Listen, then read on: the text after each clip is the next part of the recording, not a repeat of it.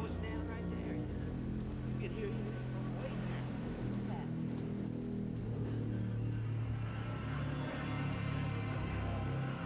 How's it driving? They snuffed him. That car snuffed him.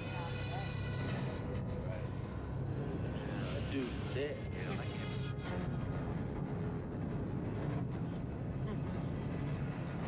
You're dead, Willie.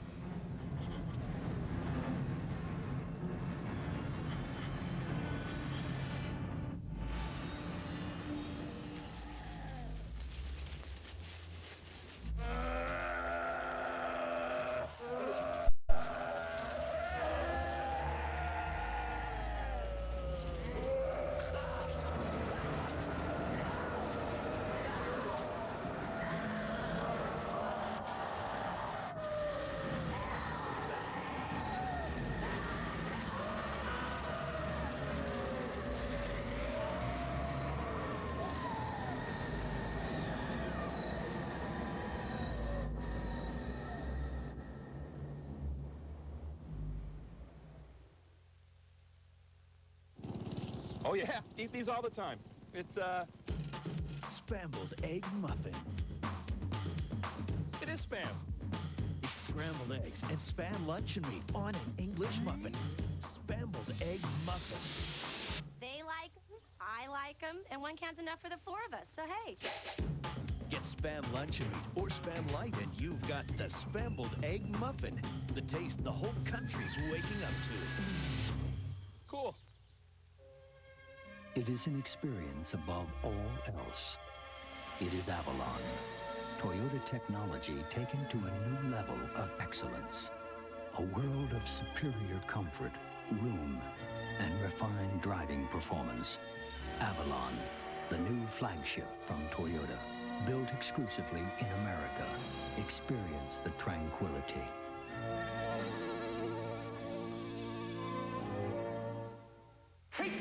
People, listen up. We've got a red alert. Red alert. Every one of these babies needs to be shipped ASAP. Oh, this is the big one. Hold all calls. Put on a pot of Java and let's roll up our sleeves. Introducing desktop shipping software from FedEx. This is a time when few have got to do the work of many. Now you can point, click, and ship everything right from your own computer. It reminds me of the winter of '84. Packages are ready to go, should I tell him? That's my little army. It's just warming up. For free shipping software, call FedEx. Ghost will continue. On board the U.S. Navy's most lethal fighting machine. We're here to preserve democracy, not to practice it. One man was trained to follow orders. The use of nuclear weapons has been authorized. And another If we launch, 1 billion people are gonna die. I've made a decision. had the courage to question them. Denzel Washington. I'm assuming command of this ship. Gene Hackman. You're not assuming anything. Lock him in his stateroom. I'm the commander of this ship now! Crimson Tide. Rated R. Starts Friday, May 12th.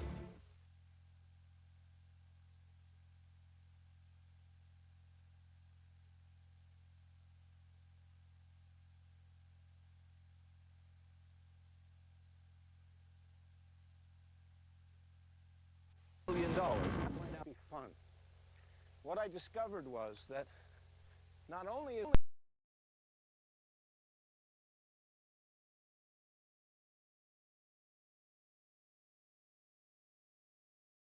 hiking on the Appalachian Trail, and now we're just crossing the Massachusetts border.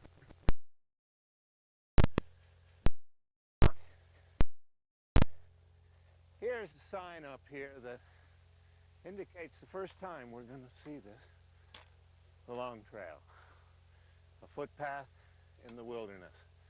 And it tells us basically that we've got 263 miles of the oldest hiking path in America yet to go. Welcome to Vermont.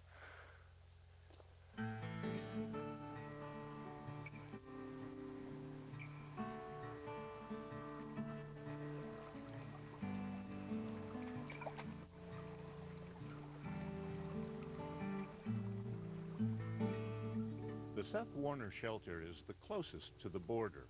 It's named after Patriot Ethan Allen's cousin. One of the first things you do after arriving in camp is to replenish your water supply.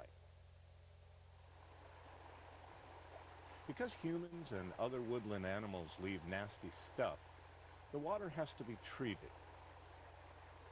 This is done either by pumping the water through a filter system or adding iodine tablets.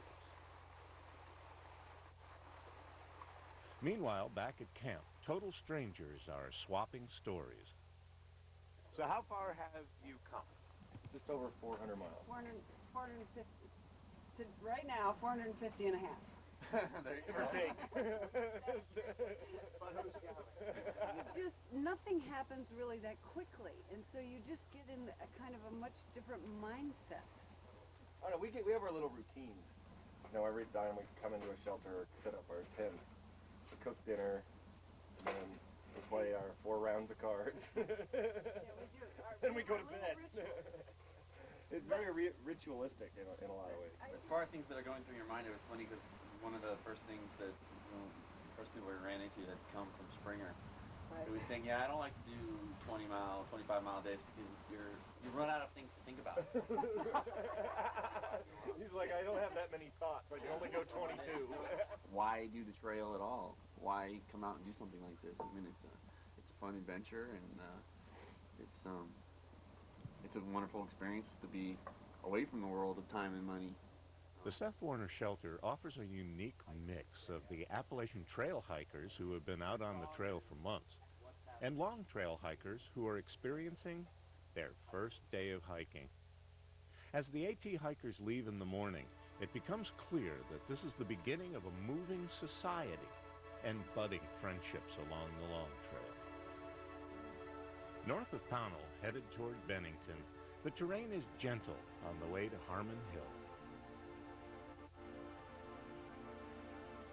The first open view on the long trail comes at Harmon Hill. It's a gorgeous vista, with Mount Anthony, the village of Bennington, and the Bennington Battle Monument in front of you. These are the hills where the legendary Green Mountain Boys hunted and talked revolution. It's a great place to rest. The Long Trail is maintained by the Green Mountain Club. They're the ones that built these puncheons that go across the wetland areas. There are a couple of planks across the railroad tie a log of wood. There's 2 kinds of labor in the Green Mountain Club. The Long Trail Patrol, which is a very small group of dedicated paid workers, and then the volunteer workers from each of the sections. The Long Trail is divided into 12 sections, and so each section maintains its own section of trail. The Long Trail Guide refers to the descent into the Bennington Gap as very steep, and you can believe it is. And so to help the hiker along, they've developed a series of staircases down the very steep side of the hill. Some people refer to these as the 10,000 steps. Now, I don't think there are 10,000 of these steps, but they do go on and on and on. After crossing Route 9 in the city stream, it's a steep climb up the other side on the 9-mile journey to Glastonbury Mountain and the Goddard Shelter. The Goddard Shelter is a large, welcoming 3-sided log shelter with beautiful views to the west. The morning is a good time to visit as people prepare for the day's hike. They share their stoves and fuel and advice. Just a short walk from the shelter is the Glastonbury Tower with a 360-degree view. Beautiful.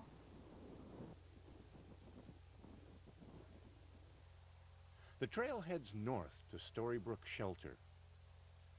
In 1937, 16-year-old Bob Northrup heard about this footpath in the wilderness because they called it that then. And so I told my father I wanted to go, and he said no. And so I got another responsible boy to go with me, and he said yes. So we did go.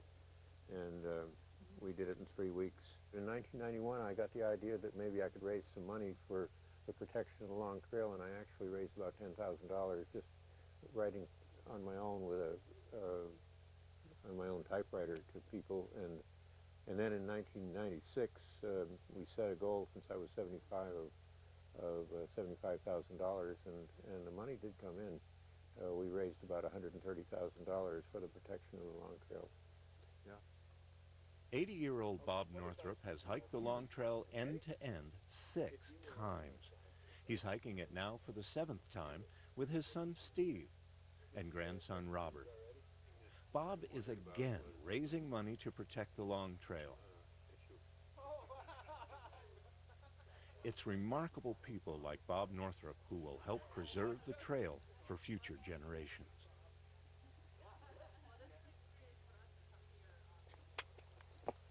Stratton Mountain is the historic mecca of American long-distance hiking because it was here that both the Long Trail and the Appalachian Trail were conceived. On a rainy day in 1909, James P. Taylor, assistant headmaster and outing club advisor for Vermont Academy in Saxton's River, sat in his tent and bemoaned the fact that he and to bushwhack through heavy brush on several local mountains to reach the top. And once they reached the summit, there were no trails connecting the peaks. He drew a map of Vermont that day with the grand vision of a trail that connected the Green Mountains from Massachusetts to Canada. He traveled all over Vermont promoting the idea of what he called the Long Trail, and a supervisory organization he called the Green Mountain Club. On March 11, 1910, 23 men met at the Van Ness House in Burlington and signed an agreement that formed the Green Mountain Club, whose objective was to, quote, make the Vermont mountains play a larger role in the lives of people. And so it has. In 1921, on the same mountaintop, Benton McKay dreamed of a long-distance trail from Georgia to Maine, the Appalachian Trail. From the top of the tower, the hiker can see Somerset Reservoir toward the south and Stratton Pond and the Liebrook Wilderness toward the north. Our next destination.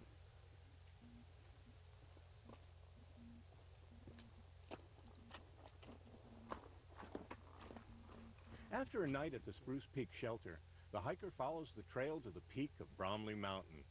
The quad chair here unloads skiers during the winter while ski patrol warm in their hut. But during the summer, the shelter and tower welcome the hiker. The tower stairs feel safe, even for people like me who are afraid of perilous heights. And the views up here are just incredible. Let's take a look around.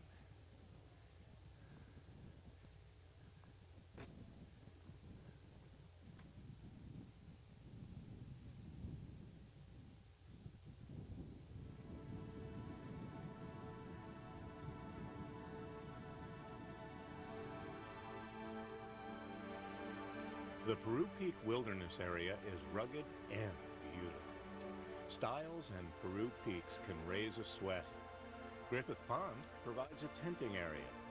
From Baker Peak, Route 7 is a small ribbon, and it's an easy walk through the Big Branch Recreation Area, where soon we arrive at the trail to Little Rock Pond. Look at this trail. It is so wide and so level and so even that it encourages any hiker at all to come up here, which is a wonderful thing. It's about a 1.5 mile hike to Little Rock Pond, where anybody can recreate. Some people stay overnight here. The Little Rock Pond shelter was built in 1962, and in 1972 it was moved from a small island on Little Rock Pond to its present site here, about a 1/4 mile north of the pond. Oh, does that feel good? Hey, Mom, I'm home. There were not great numbers of people when we arrived. Just peace and tranquility.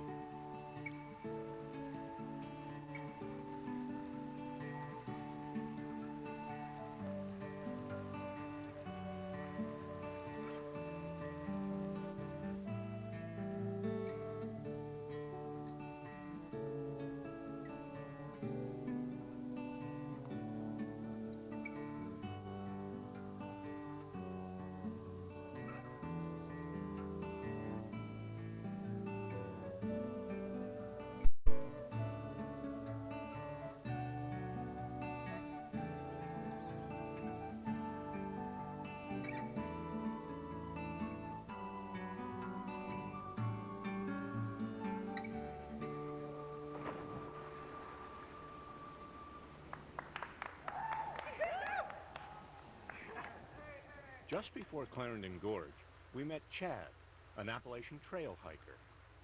It's just more of a time that I find that I can cleanse myself, basically, and just get to know myself a little bit better and just reevaluate where I'm at in my life and just walk around and look.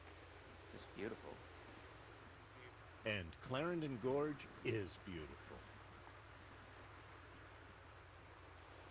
This suspension bridge, located over the Mill River in East Clarendon, crosses the Clarendon Gorge, and it's the only cable suspension bridge on the Long Trail. As you can see, it moves quite a bit. Woo! Only place on the trail where you can rock and roll. Ah, terra firma.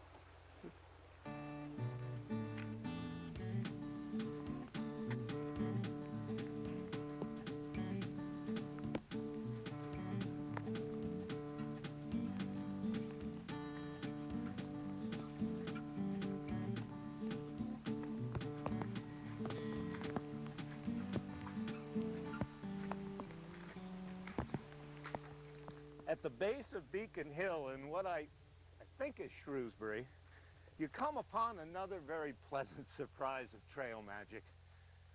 First you see this box. It says, "Cold soda in the stream. Please place the empty cans in the trash bag at the trail crossing. Enjoy your journey, the hiking gnome." And then underneath there's a little note that last year he and his helper gave out 1,322 cans of soda.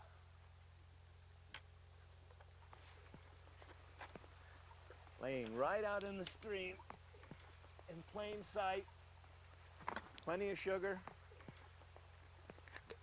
plenty of caffeine.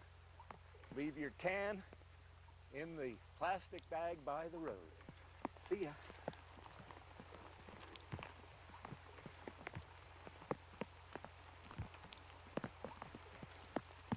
The Governor Clement shelter is a very nice stone shelter built in 1929 in the midst of a field next to a dirt road. You can kind of see that the woods have grown up all around it now, but the dirt road is still there, and that's the source of the problem. It seems that the locals come up here to carouse and kind of scare the hikers. A couple of years ago when I was here, someone showed up with a semi-automatic weapon while the shelter was filled with young kids. It's just not cool. The Green Mountain Club says, don't stay here. They clearly say that. Move on. Be aware. From Governor Clement's Lodge, the Long Trail ascends steeply up Killington Mountain. On the peak of Killington, there was at one time a tin hut. It's gone now, replaced by the Cooper Shelter. C.P. Cooper was president of the Green Mountain Club from 1918 to 1925. A critical period as the trail was closer to completion. He was known as the painter of signs. He thought there should be a sign on every road that the trail crossed. He died in 1936, and in 1939 this shelter was dedicated in his memory.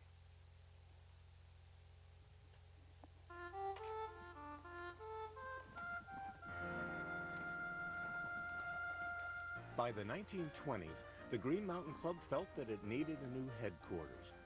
Mortimer Proctor and his mother donated land and money, and in 1923, the Green Mountain Clubhouse was opened. It was located at Sherburne Pass, below Deerleaf. It was a three-story building made out of natural, local materials and enclosed entire boulders. Part of the interior was birch with the bark still intact. The main fireplace faced an assembly room on one side and the main porch on the other. Above it was a sleeping porch that could accommodate 20. Professor Will Monroe said it was, without a doubt, the most luxurious mountain lodge in the world. The clubhouse burned to the ground in the 1960s. Across Route 4 from the former GMC clubhouse is the modern-day Inn at the Long Trail. Hi, how are you? Like to check in? Hiker? Yeah, that's okay. The inn is the only one directly on the path of the Long Trail. The pub serves pints of Irish ale and bowls of Guinness stew.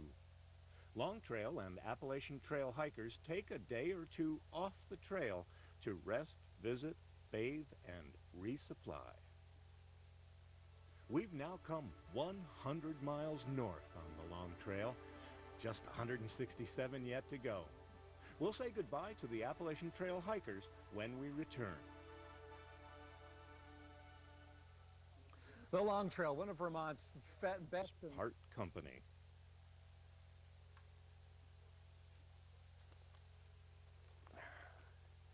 Well, we've reached a significant junction here in the Long Trail. We're at the end of the first 100 miles here on top of Sherburne Pass, and this is where the Appalachian Trail separates from the Long Trail. Those people who have been on the Appalachian Trail now head over toward Hanover, New Hampshire, across the Connecticut River, and then up the White Mountains through New Hampshire, into Maine, and to finally their almighty goal, Mount Katahdin. We on the Long Trail are now going to separate and head off north ourselves toward Brandon Gap, which is about 19 miles away, and the Canadian border, which is 167 miles yet to hike. Let's go.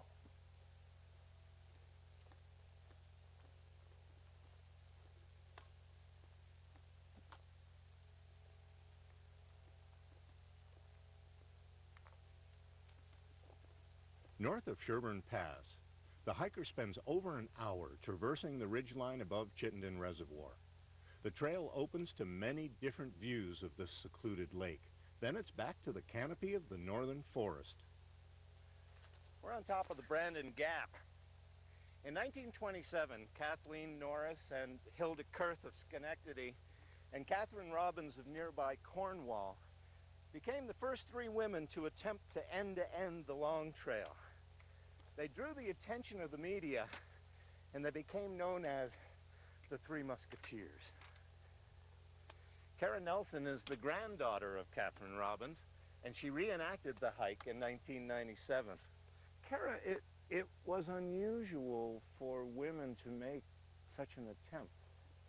It really inspired a lot of families and women to get out there, and there were several women that hiked up and had met them.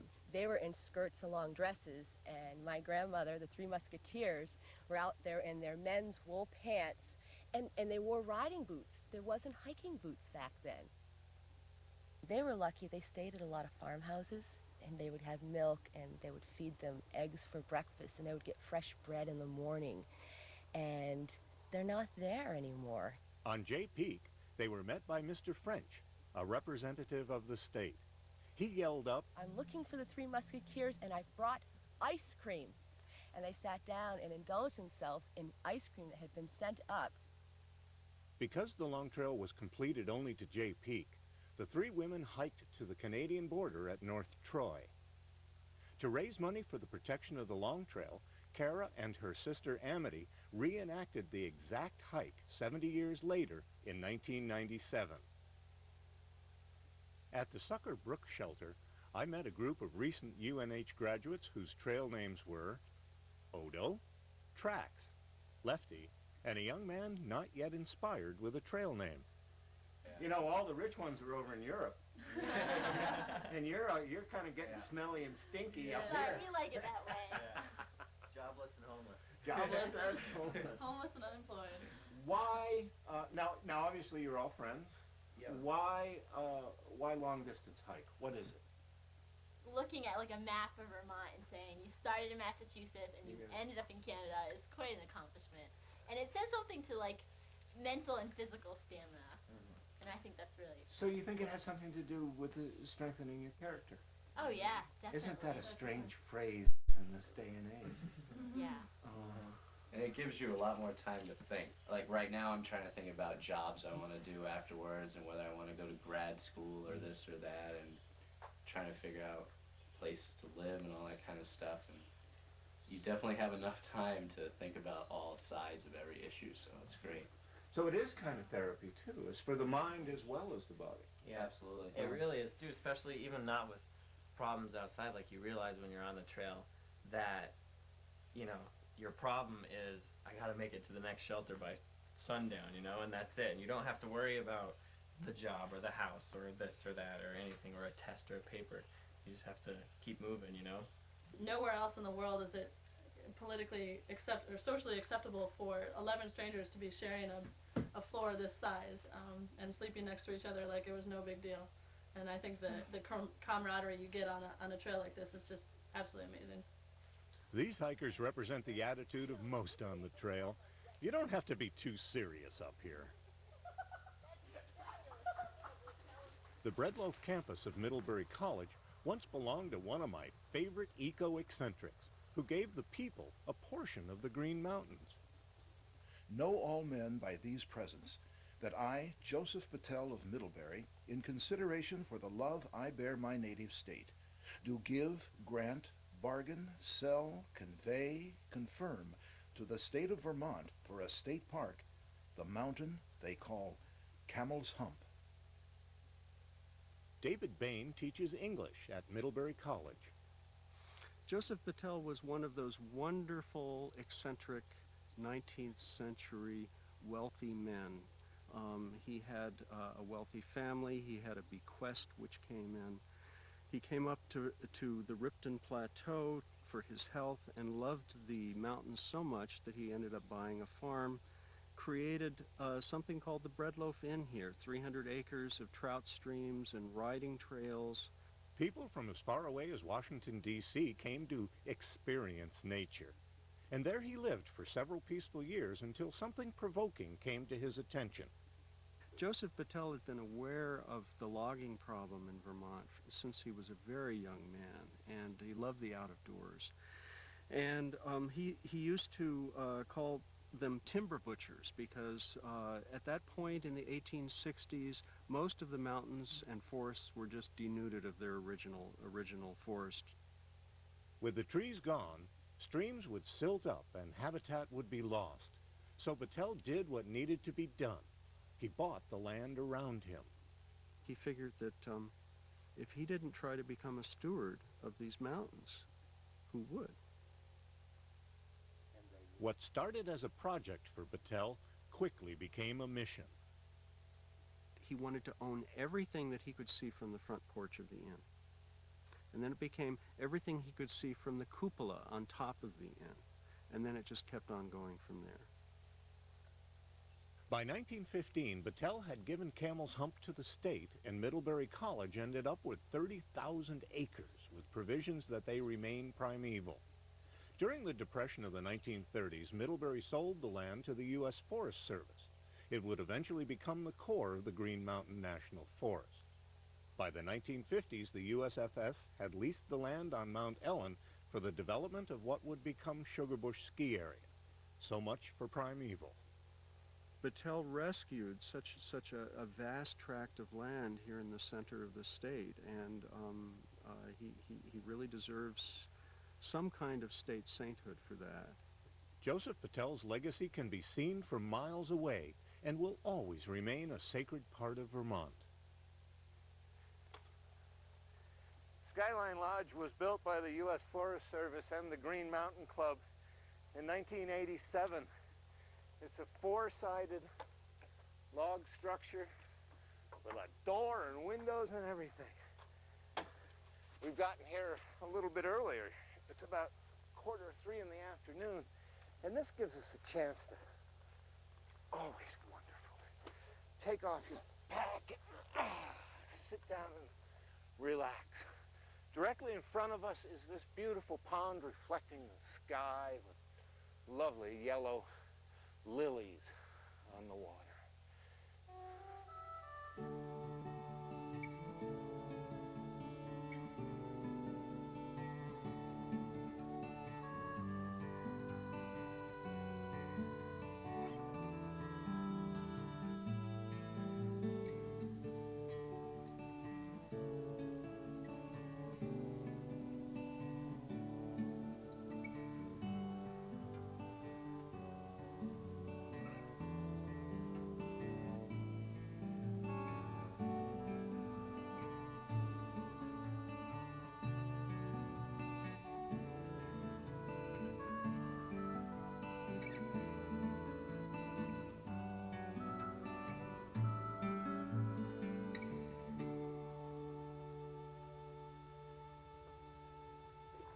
when you pull into a shelter and you get your pack off and you start to relax, this is one of the first things you pick up in any shelter, just to see what kind of notes have been left in here. Billy and Jack, first time we have been. It's so beautiful. The ultimate moose country. Happy summer solstice. Longest day of the year, first day of summer. Grandma's birthday. Nice night to be in an enclosed shelter. Sunsets and sunrises, there were not, as the fog rolled in, keeping us inside this cozy cottage with our tired legs and warm company. Kind of like that. Took a bath in the pond. Might have come out more dirty than I went in. Sometimes people leave messages for each other when they get ahead of each other on the trail. Thanks for the duct tape. Duct tape is a very valuable commodity. I want you to note that I just looked over here. Somebody has left a gift of duct tape here at this lodge, and you can do many, many trail repairs with duct tape. Duct tape is our medium.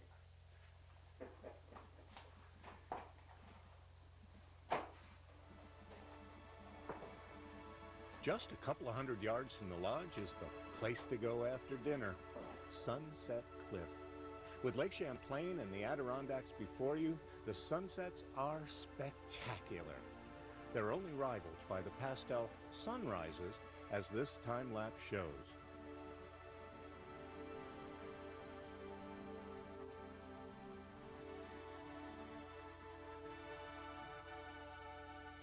With the new day, it's time to head north. Over Vermont's smaller version of the presidentials, Roosevelt, Cleveland, and Grant, through Lincoln Gap, to the long, steady climb toward the top of Mount Abraham. The long trail emerges above the tree line on the peak. Mount Abe is one of 3 locations along the trail that support Arctic vegetation. Let me brush it off first, you guys, real good. Just after we reach the peak, a trio of Green Mountain Club volunteers arrived with a paintbrush and a jar of white paint. They were painting blazes across the rocks. Are you guys professionals? I mean, do you paint the line down the road too? No. No? You just volunteers? Yeah. Well, my dad's part of the Green Mountain Club. Okay. What's your job? We help clean up a part of the trail. So you've adopted a section of the trail? Yeah. Where does it go from? I don't know. Goes from the Battelle Shelter to Lincoln Peak. The long trail is incredibly well maintained, and that is a tribute to the volunteers. And from the beginning, I mean, the club's almost 100 years old, and it was created by volunteers and just people who were enthusiastic about creating it. So, you know, it's a pretty amazing effort. I moved up a few years ago and just started hiking and appreciating what the club was doing, trying to find a little bit I could do to help out. So. And you're doing a great job. Thank you very much, guys. I'll let you paint your way off to Lincoln Mountain. I think we're back to the peak for lunch, actually. Oh, okay. Matt, the GMC caretaker, showed us the crashed airplane from 1982 just north of the peak. Then it was on to Lincoln Mountain, toward Mount Ellen, where the long trail runs over and by the trails of Sugarbush Ski Area. On top of Stark Mountain, the LT joins a ridgeline ski trail of the Mad River Glen Cooperative. Stark's Nest is another place where you can see the next 2 days' hike in front of you. Our destination is Camel's Hump.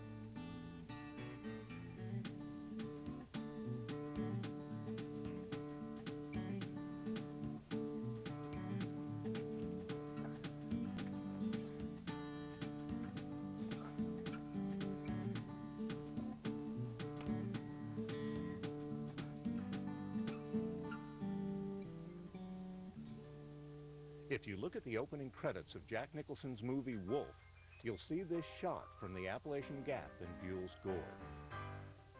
In 1912, construction of the Long Trail came to a standstill, so James P. Taylor made a deal with the Vermont State Forester. In 1913, a road was cut from Killington to Camel's Hump, connecting the Northern Trail to make 150 miles of trail from Sherburne to Johnson. But the trail was now in the valley and limited to a 15% grade. In 1914, Professor Will Monroe visited the newly cut trail and crusaded to move the trail to the top of the Green Mountains. Working from the Couching Lion Farm in Duxbury, where he lived with his dogs, Will Monroe had supplies hauled to him to a spot on the south side of Camel's Hump he called Montclair Glen and worked south. He was a genius at trail location. He searched the mountains for the most interesting sites and then connected the trail to them. By 1916, he had pushed beyond Huntington to Birch Glen. By 1917, from General Stark past Mount Ellen and over Mount Abe to Lincoln Gap. By 1918, another 19 miles to Middlebury Gap. In 1925, he retired to the Couching Lion Farm, which he had purchased, to live with his dogs and his sister until his death in 1939. The Birch Glen Camp was established by Will Monroe in 1916. It was rebuilt in 1930 and in the late 1990s rebuilt again. This place reeks of history.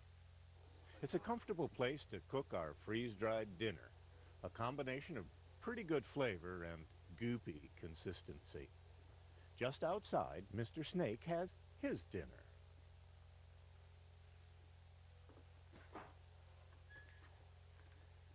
Well, after a very quiet night at Birch Glen Camp, it's time to hit the trail again. Our objective today is the Montclair Glen, and we've got quite a bit of rugged hiking ahead of us.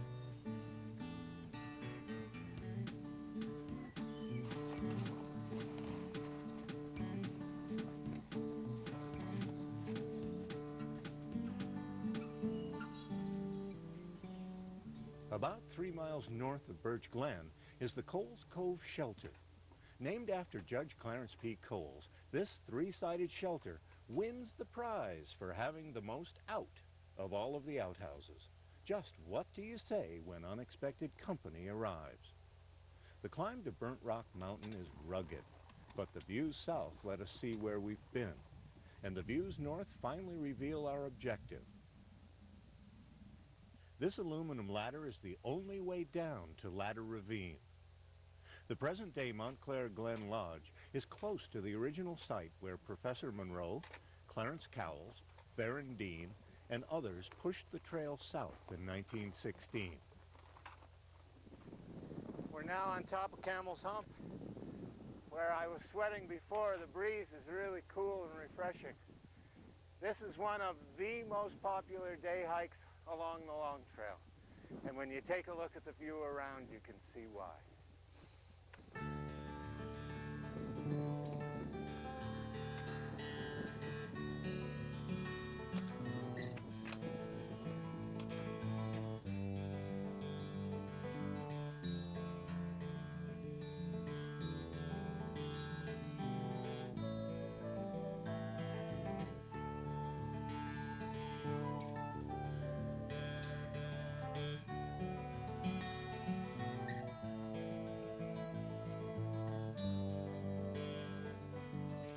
When we return, we'll take an autumn hike north to Mount Mansfield and the Canadian border.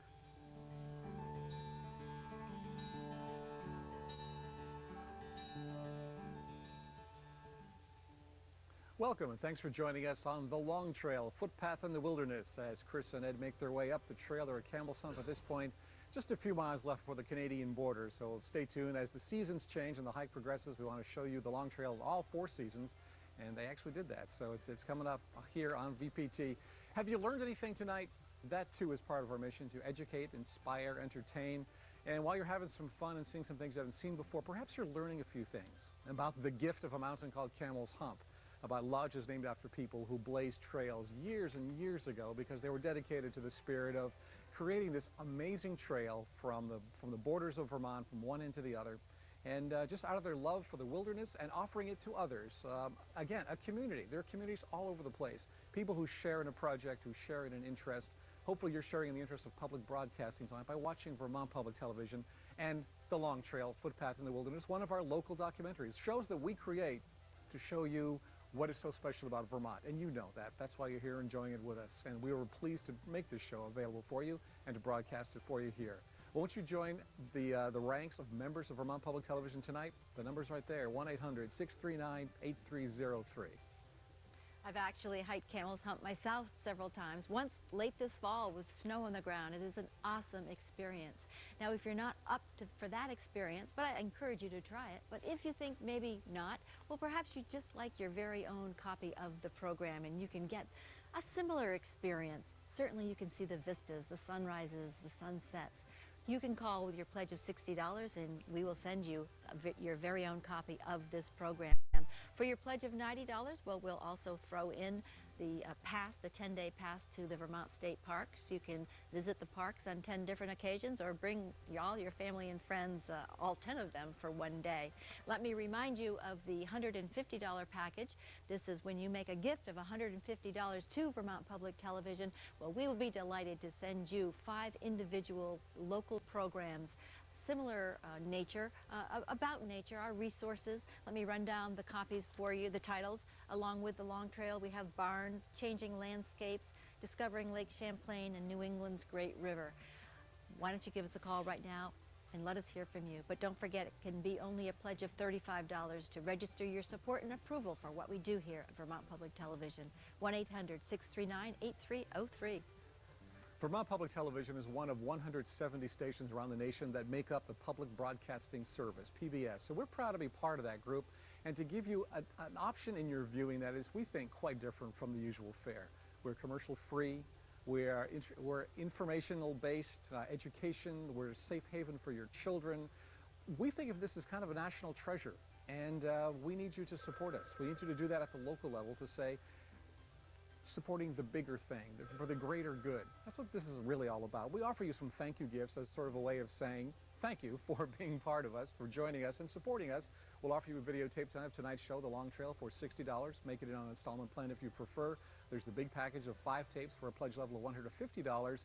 But the important thing is that you make the effort to become a member, to say, I want to support the work and the nature of Vermont Public Television and public broadcasting. I want that in my neighborhood. I want to be part of it. So you can become a member tonight, and that's how all of that will happen and fall into place. And we'll send you a copy of the videotape if you like as a thank you. But become a member right now, won't you please? 1-800-639-8303. With your VPT member card, you can save money and support VPT. Just by showing your member card, you can get great discounts when you go out to museums or concerts throughout the region. All this and more when you use your VPT member card, available for a $35 donation. See the complete list of vendors and savings at vpt.org. You can also sign up for your member card there or call 1-800-639-8303. Get your VPT member card and start saving today. Vermont Public let me try that again. Vermont Public Television brings you programs that no other station can. We bring you local programs about your community. On Mondays, it's Profile. On Tuesdays, it's VPT Outdoor Journal. On Fridays, it's Vermont This Week. And times like this, it's other specific programs about different topics. Tonight, it's about the Long Trail. We're asking you to support this effort by being a member of Vermont Public Television. You can do it at the various levels that we're talking about, where we will give you thank you gifts, or you can do it at the basic level. $35 will make us very happy here.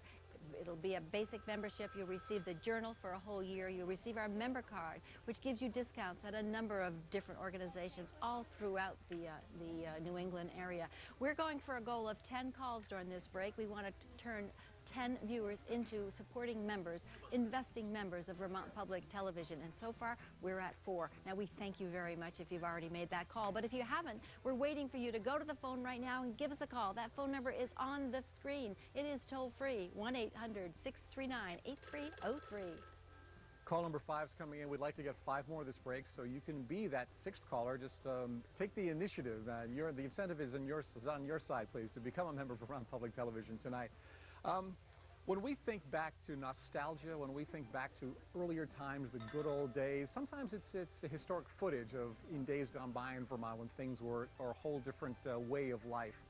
For public broadcasters, the good old days were when there was far more federal funding and far more support at the federal level. Those things have changed, as we all know. We rely on the individual now. We rely on you. 57% of our revenue comes from individual givers, just like you, who say, this is important, but I want to make this happen. So I'm going to pick up where the shortfall is happening and make my local station, Vermont Public Television, just as strong and stable as it possibly can be. I want them to have financial health. I want them to pursue and go after great shows. I want them to create more stuff like The Long Trail and other documentaries that tell me about where I live, that tell me about the greater community of Vermont, where we came from, where we might be going, and we can all help define that future. But it starts with becoming a community of supporters, a community of givers to Vermont Public Television. We invite you, we implore you, and ask you to put our volunteers from the Vermont Federal Credit Union to work tonight. We have a few phones available for your phone call right now, so there's the number on your screen. Put your finger to work. Dial 1-800-639-8303. I was just trying to see where our phone calls are coming from. Here's Bennington, here's Burlington, here's Colchester. Let's see, what do we have up here? And $150 pledge, and where's that from? It is from Johnson. Johnson, Vermont. We thank you very, very much.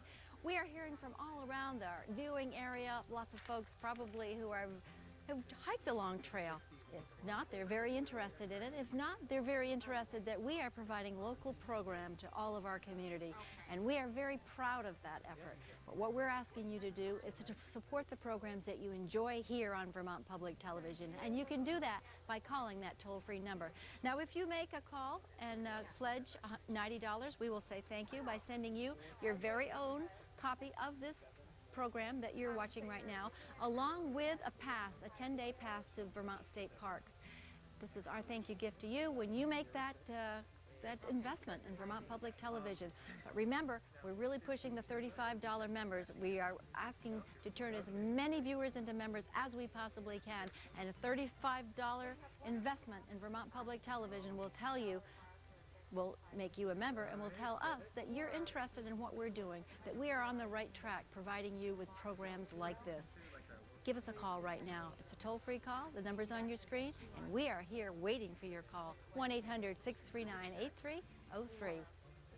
Television is a rather expensive medium, as you may well imagine. If you've ever seen a TV studio, just looking at the equipment it takes to put a signal out over the airwaves, it costs us roughly $700,000 per year to maintain the transmitters alone, just beaming the signal out across the state from 4 transmitters and 2 translators, which are like booster stations.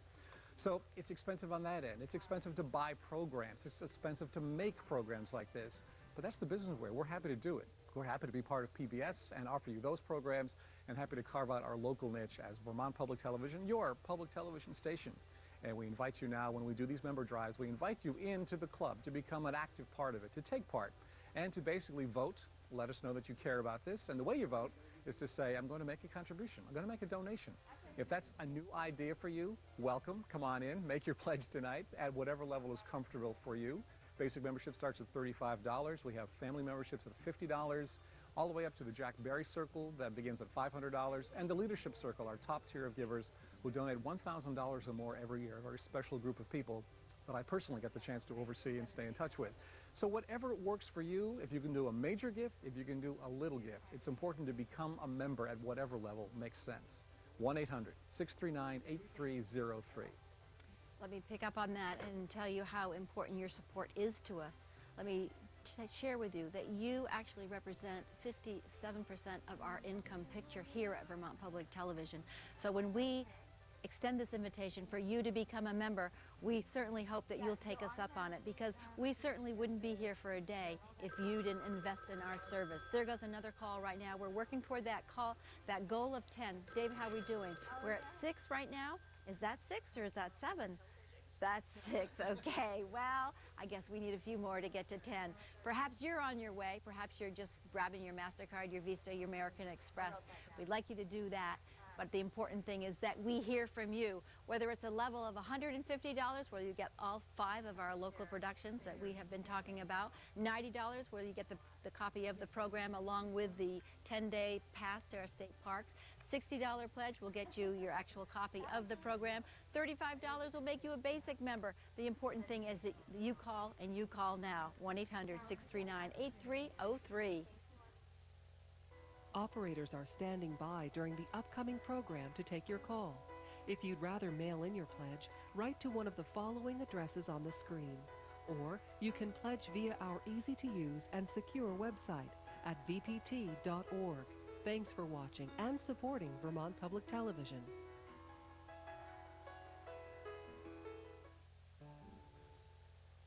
It's the first day of autumn, and we're about to begin the last third of our hike on the Long Trail toward Canada, certainly the most rugged portion of the trail. From the peak of Camel's Hump to where we are now, we've descended over 3,700 feet in a little more than 10 miles. We're on the Jonesville-Waterbury Road, and on my right-hand side is the Winooski River. At 326 feet above sea level, it's the lowest point on the Long Trail, and it certainly presents the most formidable obstacle to hikers headed north or south. How do you get across the Winooski River, which is both way too wide and way too deep to cross on foot? Let's find out how they did it in the past. As you can see, it started to rain. We're down by the Winooski River banks, and this is Rydun Newquist, the former head librarian for the Vermont Historical Society, and a Green Mountain Club member. Rydun, when the hiker got to the banks of the Winooski, what did they do? They had to cross by a rowboat, and there were several generations of boats, and at least some of them were quite leaky, and people who wrote about hiking the whole Long Trail said they were nervous about crossing. When the Green Mountain Club moved the Long Trail in the early 60s, so it was near the Jonesville Bridge, they certainly solved the problem of keeping the long-distance hikers' feet dry. From 326 feet above sea level at the Winooski River, we now begin the longest ascent on the Long Trail, a 3-day climb to Mount Mansfield at 4,400 feet. It's up, then it's more up, and then it's really up.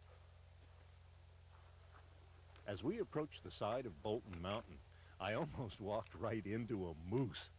By the time Ed got the camera turned on, she was well into the pucker brush. Watch where your next step goes, but occasionally look up for the large objects. You know, the Green Mountain Club want everybody to use the Long Trail. It's a great recreational trail, but the more you use it, the more you wear it down. The original designers of the Long Trail started this section with dirt. You can see, here's a bank here, here's one here. Over the years, all the soil has worn away from footsteps and then eventually washed away with each new rain. So use it, but don't abuse it. On October 1st, 1910, just 7 months after the formation of the Green Mountain Club, Clarence P. Coles, soon to be Judge Coles, and Craig O. Burt, who owned thousands of acres on the Stowe side, started scouting a trail south from the forehead of Mount Mansfield. They worked their way to Nebraska Notch, just above Lake Mansfield. During June and July of 1911, they scouted south over the shoulder of Mount Clark to the summits of Mayo and Bolton and down the ridges to the Winooski River. Also in 1911, Judge Coles returned to Mount Mansfield and laid a trail to Smuggler's Notch via Hell Brook. Taylor cleared trails to the peak of Camel's Hump. There were now 29 miles of pathway. Because of Judge Coles, the Long Trail was a reality. The climb to the top of Mansfield is interesting and steep.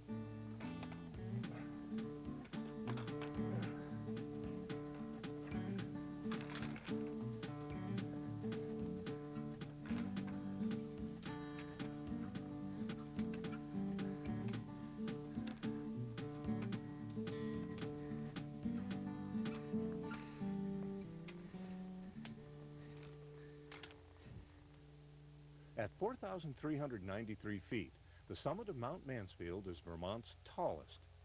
It's also covered with antennas, roads, and buildings. With the convergence to digital TV, all parties want to consolidate. John Castle is the former head of the Vermont Department of Natural Resources. What parties are involved in the top of Mount Mansfield? Well, the parties involved in the top of Mount Mansfield include a whole range of interests. You've got the broadcast community, you've got other telecommunications users, emergency services. The University of Vermont is an owner of part of the land on top, as is the state of Vermont.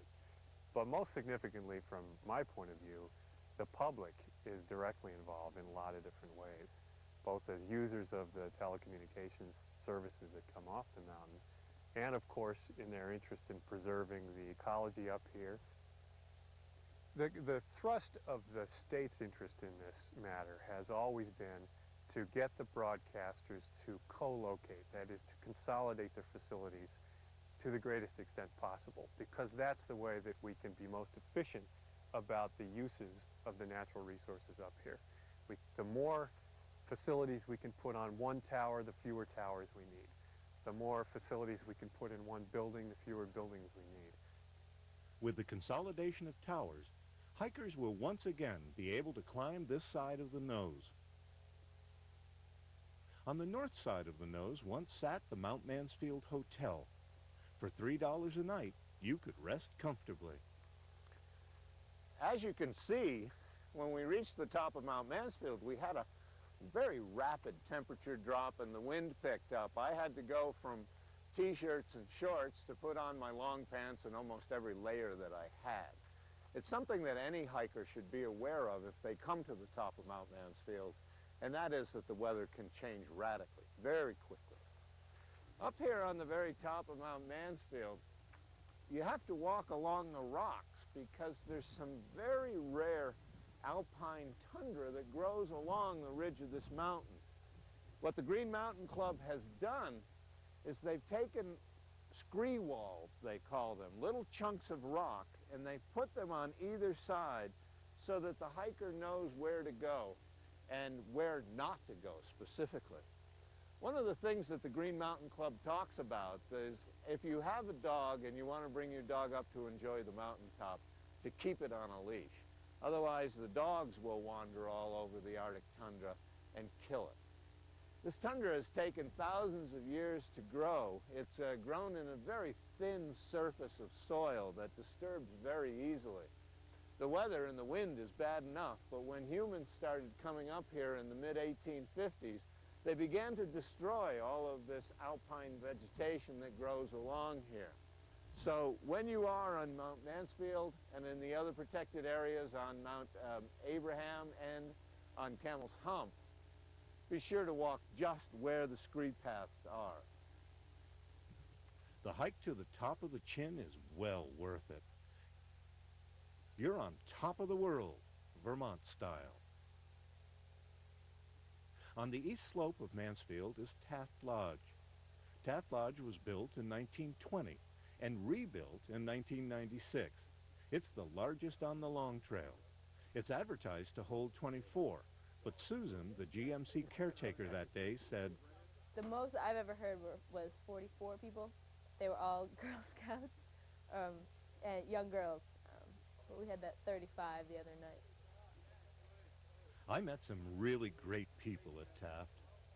That morning, on the way to Smuggler's Notch, we saw the first ice of the year. Smuggler's Notch was used by the Native Americans long before the white men used it. And the first white men used Smuggler's Notch to stash materials that had high tariffs on it, and so they could sell them to the colonials.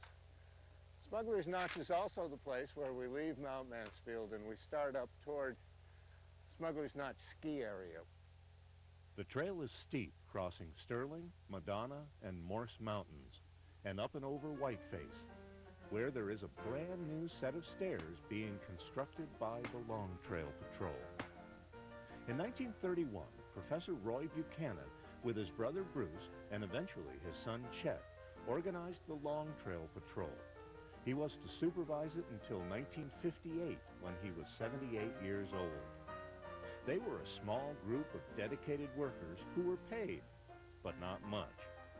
During this time, he supervised the clearing of trails and the building or replacement of over 30 shelters and cabins. In 1957, the Vermont State Legislature renamed Old Splatterfoot Buchanan Mountain.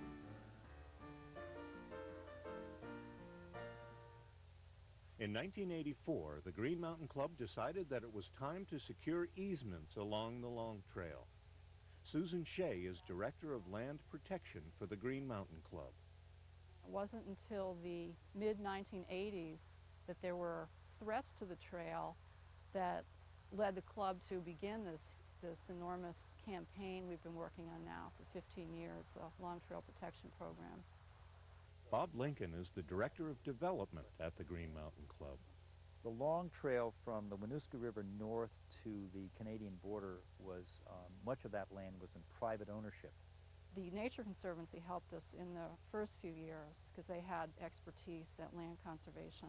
The idea was to put together a 5-year campaign and raise $1.5 million based upon the assumption that we would be buying corridor land from the Long Trail from landowners who were willing to sell their land. I know that the club really did underestimate. I mean, they weren't experienced at this. They were very naive. We've gone through 15 years of land acquisitions, and we've protected now about 65 miles of the Long Trail system, 22,300 acres of land. We've expended over $8 million in both private funds and funds that have come to the club from the legislature, and we have about 15 miles left to go, and we hope we can get it done within the next 3 or 4 years, but you never know. And it's been an incredible journey for the club. It's been a transforming journey and an incredible journey for the club.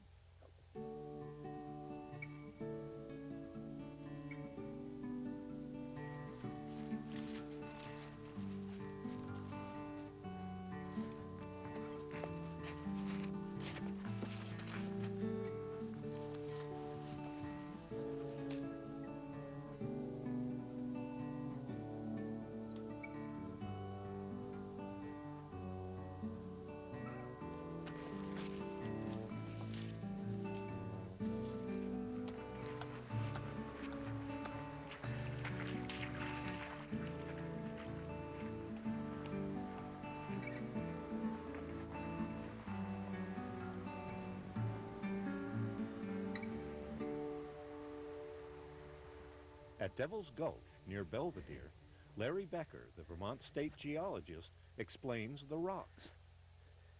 Chris, we've been talking about how these rocks were deep in the earth under heat and pressure. They didn't melt, but they were kind of malleable. You could bend them and shape them in the fact that they were kind of like a plastic. And now we have the hard rock, the ledge of New England and Vermont. But you can see here, and I think it gives you a sense of why we think that these were deeper in the earth under those kinds of conditions, is that you can see a folded nature to the rock here. You can follow some of these folds in the rock. The fun of being on the trail to come to a natural place like this. So you think this rock just fell off the edge? Yeah, I think it could have, as you suggested, it could have slipped down from above. It was in a certain orientation and a certain angle, and it slipped down like this. I mean, it's even possible it peeled off the far side, though it probably could have broken up if it did that. But I think your concept is a good one, that it could have come down off above and slipped down and made this this canopy. Well, Larry, we're at the end of Devil's Gulch. We've got our packs, and we're going to move on down the trail. I want to thank you very much for filling our head with rocks. Chris, thanks a lot. My pleasure. In 1933, during the Great Depression, a proposal was made to build the Green Mountain Parkway along the heights of the range. James P. Taylor, then chair of the State Chamber of Commerce, said it was great for employment and tourism. Judge Clarence Coles wrote the governor to endorse the parkway. But the GMC board thought it would kill the club and persuaded the legislature to vote it down. After a rather steep, and in my case, slippery descent off a haystack mountain, you come to a beautiful place called Hazen's Notch. The cliffs are gorgeous here. Back in 1778, General Jacob Bailey began a military highway from Newbury, Vermont toward Canada. He died, and General Moses Hazen took over the construction of this from Peacham, Vermont on. The highway got this far before it was terminated basically for strategy reasons. This is a gorgeous place, and I recommend you come here even by car. This is a state highway. It's even got a number. I love it. Hazen's Notch. By Hazen's Notch, Rolf Anderson, former president of the Green Mountain Club, talks about the variety of hikers. The long trail represents a challenge to many people on many different levels. For some people, the challenge is to complete the entire trail all at once. For others, it might be hiking alone. For some, it might be their first backpacking experience, their first overnight camping experience. And for them, just a 2-day weekend, 1 night overnight, perhaps alone in a shelter, would represent a significant challenge. But I think one of the most important things that the long trail provides people with is the opportunity to see nature up close. And so to do that, you really need to slow down and smell the wildflowers, so to speak. It's December 22nd, and we're at Route 105, the high pass in North Troy. Today's a very exciting day because we're going to snowshoe to the border. And here to join us is Ben Rose, the executive director of the Green Mountain Club. Welcome, Ben. Good morning, Chris. Are you ready for a little trek to the border? Yeah, it should be a good day. All right, let's head out. 2.6 miles to the border, it says. Okay. Do you recommend snowshoeing on the long trail? Well, there are places where it's great, but as we've already discovered today, there are many places where it's almost impossible to follow the trail in the winter. The trail is blazed white, and the snow all over these trees is white, and the trail is fairly indistinct. You cross places that have old skid roads, and it's hard to know which is the long trail. So this is not for everybody, what we're doing today. Snow down your neck, too. The long trail is good for Vermont. It's part of the beauty and romance of this state. It's part of what people think of when they think about Vermont. That not only are there these green mountains, but there's access to them on this footpath. You know, a footpath in the wilderness is something that appeals to people who live in today's busy world.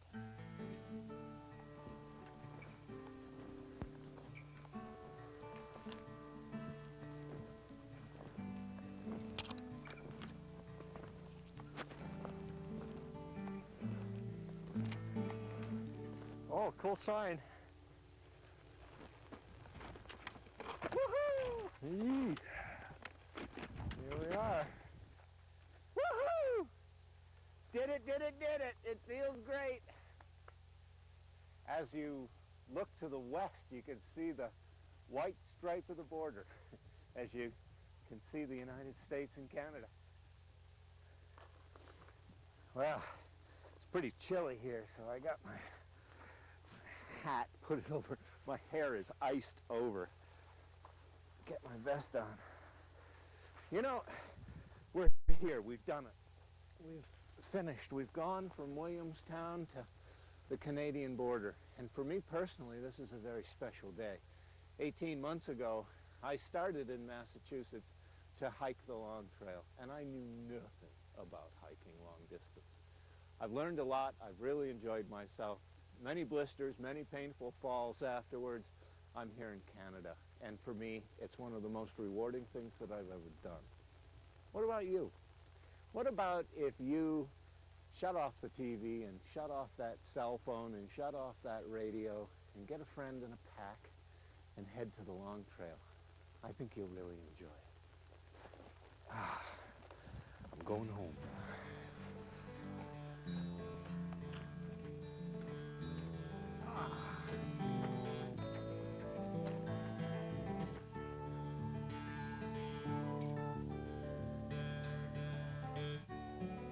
Chris looks very tired and also very pumped up for having achieved his goal of doing the entire long trail on camera. So if you're a hiker yourself or just sort of vicarious watcher, you just hiked the entire long trail, 270 miles in less than an hour, or just over an hour, courtesy of Vermont Public Television. So tonight, after hiking the long trail and a job well done, why don't you phone in your support and become a member? There's time for you to do that. Put our volunteers from the Vermont Federal Credit Union to work. They'll take your pledge tonight. There's a number on your screen. You can become a member now. You have the power. You can do it, and we're waiting for you. Very experimental. He's almost like, if there's something that's dangerous to the scene, that you say, well, you can't be done this way, otherwise we could fall into this, he'll go for it. He'll find it. So he's like one of the rods, divining rods, that'll find the problem in the scene and want to do it. He'll want to play it that way. Say, but there's like almost a method in it. It's like a visceral method. He'll try the reverse in case there's something there, and then come back to it, and it always enriches the scene. It's always good to talk to you, John. And always scares the other actors. It's good. As do you, John. Patrick Stone. I finally figured it out. The legend says that the treasure was buried to keep it from the British. But what really happened was the legend was invented to keep the British occupied searching for buried treasure. Treasure is a myth. I refuse to believe that.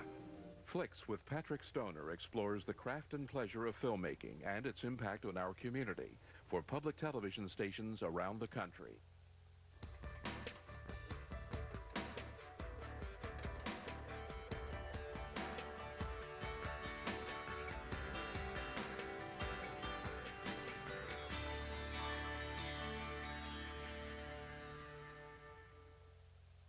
Local broadcast of Masterpiece Theater on Vermont Public Television is supported in part by Nicholas Hoare Booksellers, Montreal, Toronto, and Ottawa, predominantly British bookshops featuring a broad selection of books and CDs for both adults and children in settings which invite browsing.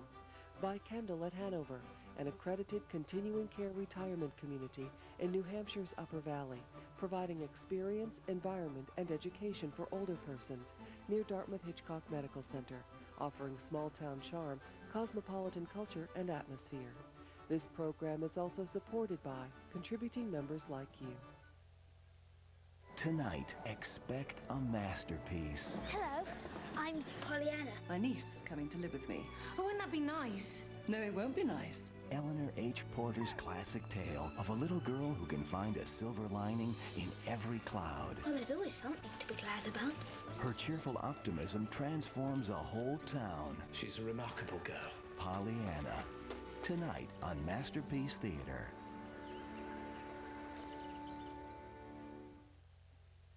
This program was made possible by contributions to your PBS station from viewers like you. Thank you.